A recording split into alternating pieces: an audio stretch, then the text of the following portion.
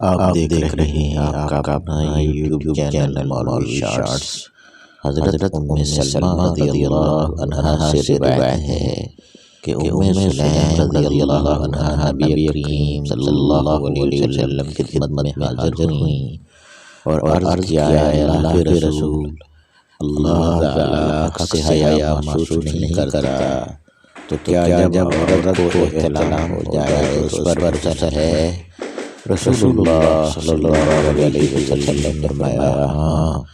جب منی کا پانی دیکھے ام سلمہ رضی اللہ عنہا نے پوچھا اے اللہ کے رسول، عورت کو بھی احتلام ہوتا ہے؟ آپ نے فرمایا تیرے دونوں ہاتھ پاک آلود ہوں، اس کا بچہ اس کے مشابہ کیسے ہو جاتا ہے؟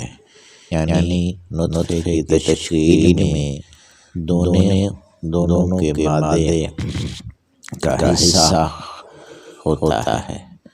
ام سلیم رضی اللہ تعالیٰ عنہ نے بتایا انہوں نے نبی اکرم صلی اللہ علیہ وسلم سے ایسی عورت کے بارے میں پوچھا جو نیند میں وہی چیز دیکھتی ہے جو مرد دیکھتا ہے، تو رسول اللہ صلی اللہ علیہ وسلم نے فرمایا جب عورت یہ چیز دیکھے تو غسل کرے۔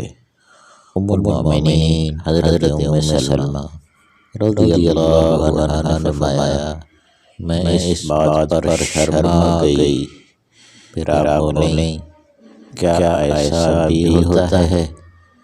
نبی اکرم صلی اللہ علیہ وسلم نے فرمایا ہاں، ورنہ پھر مشابہت کیسے پیدا ہوتی ہے؟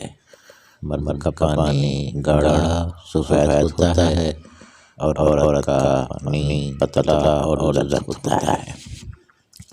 ان دونوں میں سے جس کسی کو کلبہ مل جاتا ہے یا نئی تشکیل میں سبقت لے جاتا تو اسی سے بچے کی مشابہت ہوتی ہے۔